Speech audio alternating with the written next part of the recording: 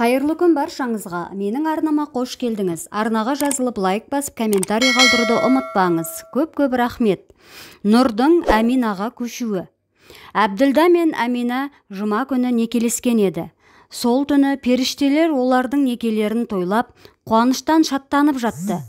Жебірейіл періште қағбаның үстіне бір жасыл ту тігіп, Нұр Аминаға өтті. Пайғамбардың абзалы Мұхаммед дүниеге келетін сәт жақындады деп сүйінші сұрады. Бұл күн Ібліс үшін қаралы күн болды. Оның қатты күйінгені сонша бүкіл денесі өртеніп, қарайып кетті. Іші тарлықтың отына шыдай алмай, теңізде 40 күн қайғыдан қан жұтып жатып алды. Есін әрең жинаған соң, Әбу Құбайыс деген таудың етегіне келіп, жан даусымен айғай салып, барлық ұрпағын қасына шақырды.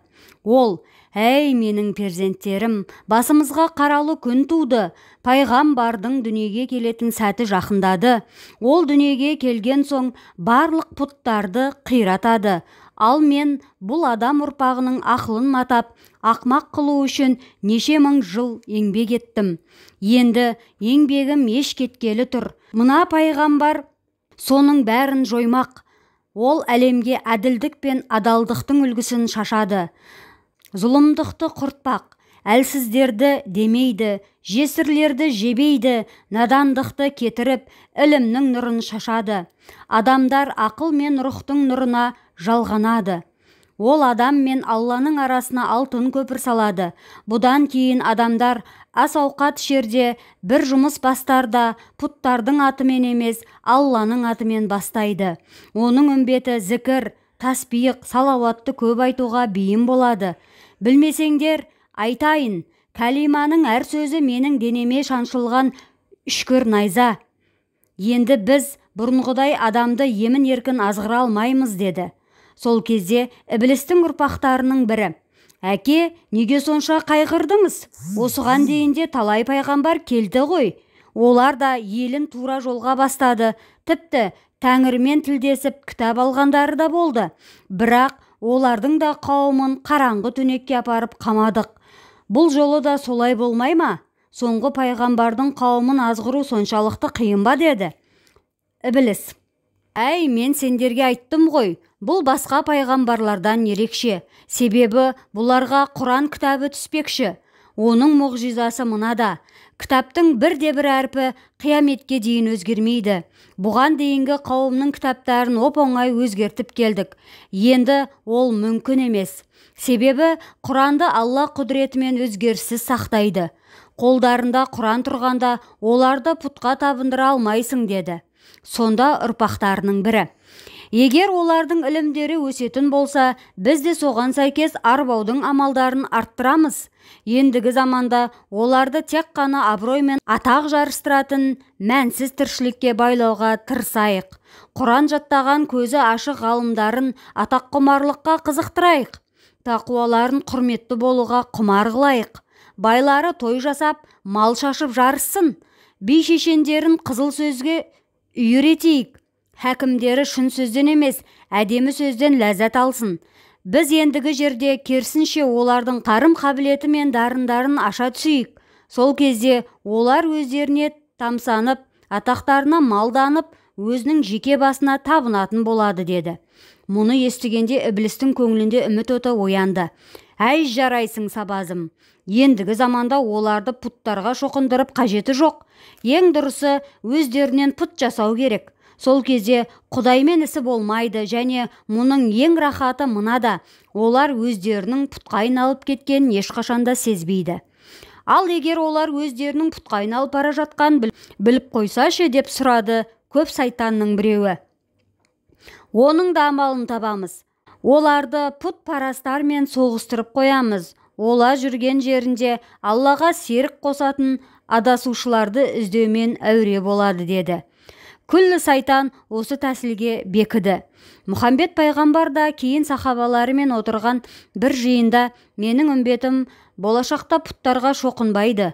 Есесіне өзін өзгеден артық санайтын мұсылмандар іштей өздері пұтқа айналады» деп ескертті. Әбділда мен Аминаның бірінші некелескен түнінде ақ 18 мың ғалам бір-бірінен сүйінші сұрап шаттыққа кенелді. Құстар шықылықтап, сулар күркіреп, тау-тас жаңғырып, ағаштар тербелді. Аң біткен өз тілінде қуанышты хабарды қуана таратып жатты. Жұлдыздар жымыңдап, ай толысып жарқырады. Самал жел батыстан шығысқа, түстіктен желдікке соғып, нұрдың Аминаға көшкенін хабарлады.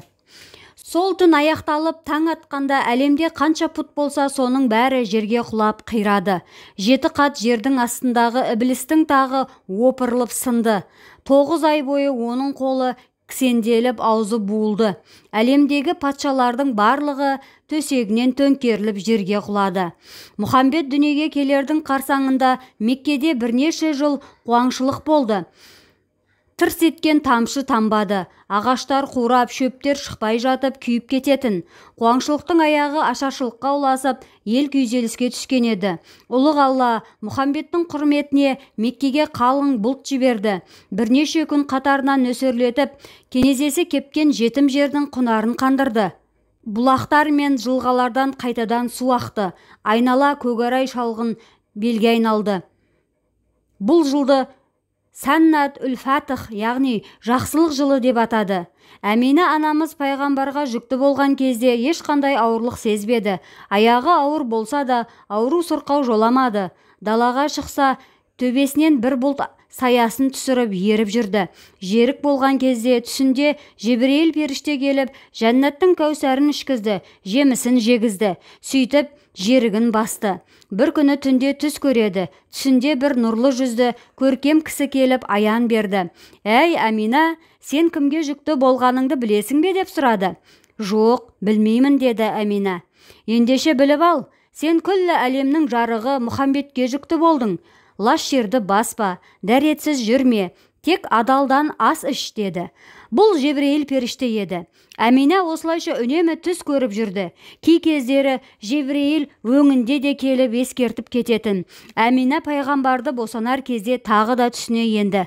«Перзентіңе Мұхамбет деп ат бер» деп қайта-қайта айтты. Жебірейіл періште пайғамбардың атасы Әбдімүтәліптің түсіне еніп, «Немереңнің атын Мұхамбет деп қой» деді. Ол кезде пайғамбардың әкесі Әбділда сауда жасап алыс аймақтарға керуен жүргізетін. Бір күні ол Мәдинаға қарай сапар шеккенде жолда сырқаттанып қалады. Мәдинаға жеткенде кесел асқынып, тұра алмай жатып қалады. Баласының халін естіп, Әбдімүтәліп үлкен ұлы Харисті артынан аттандырады. Ол Мәдина қаласына келсе, Әбділда о дүниелік болып кетіпті. Жора жолдастары оның денесін Дәрун Набға деген мазарға жерлепті. Бұл кезде Әбділданың жасы 25-те еді, ал пайғамбар анасының құрсағында жатыр еді. Дүниеге келмей тұрып, әкесінен жетім қалды. Назарларыңызға көп-көп рахмет. Оқыған Перизат Әділқызы Сияр Шәріп кітабынан. Арнаға жазылып лайк басып, комментарий қалдырды ұмытпаңыз. Жалғасы бар. Қолдауларыңызды күтемін. Көп-көп рахмет.